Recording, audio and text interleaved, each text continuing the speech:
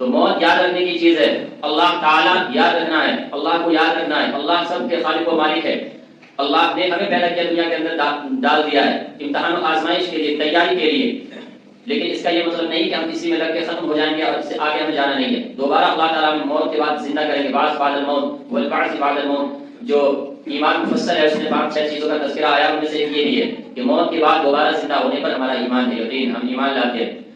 تو ہم مسلمان ہونے کی حیثیت سے جب اس بات کا یقین رکھتے ہیں، اس پر جب ایمان رکھتے ہیں کہ مرنے کے بعد ہمیں دوبارہ زندہ ہونا ہے، میدان محشر کے اندر اکٹھا ہونا ہے، اللہ کے سامنے اپنے ایک ایک عمل کا حساب دینا ہے، ایک ایک لفظ کا حساب دینا ہے، تو پھر ہم کیسے دنیا کے اندر رہتے رہتے اللہ کو بھول جاتے ہیں اور کیسے ہم سے غلطیاں ہو جاتی ہیں۔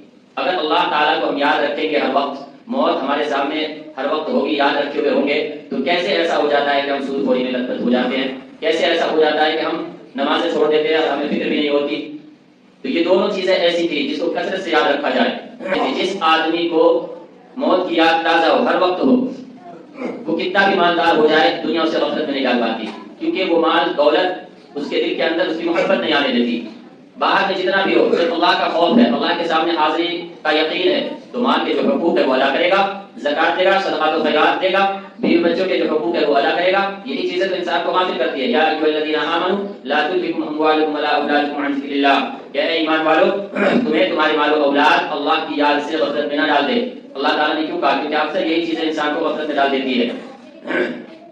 تو اللہ کو ہمیشہ یاد رکھا جائے، موت کو ہمیشہ یاد رکھا جائے، تو یہ چیزیں کبھی نقصان نہیں پہنچائے گی۔ آدمی مال و دولت اکٹھا کرنے میں پوری زندگی لگا دیتا ہے، جبکہ حدیث میں اللہ کے رسول صلی اللہ علیہ وسلم نے یہ بھی فرمایا کہ جو غریب اور مسکین آدمی ہے، ایمان میں اگر دونوں برابر ہے، مالدار بھی اور غریب بھی، تو غریب اس سے آدھے دن پہلے یعنی کہ 500 سال پہلے جنت میں پہنچ جائے گا۔ یہ عقل میں ایک دم بالکل آنے والی بات ہے۔ اللہ تعالیٰ جب حساب و کتاب لیں گے، جس کو جتنا دیا اس سے اتنا حساب لیں گے۔ کسی نے ساری زندگی دال روٹی کھا کر گزارا ہے، 2 لفظوں میں کہہ دے گا ہم تو دال روٹی کھا کر گزار کے آئے ہیں، اور جس کو اللہ تعالیٰ نے اتنا سارا دیا ہے بیٹھ کے حساب دیتے رہو۔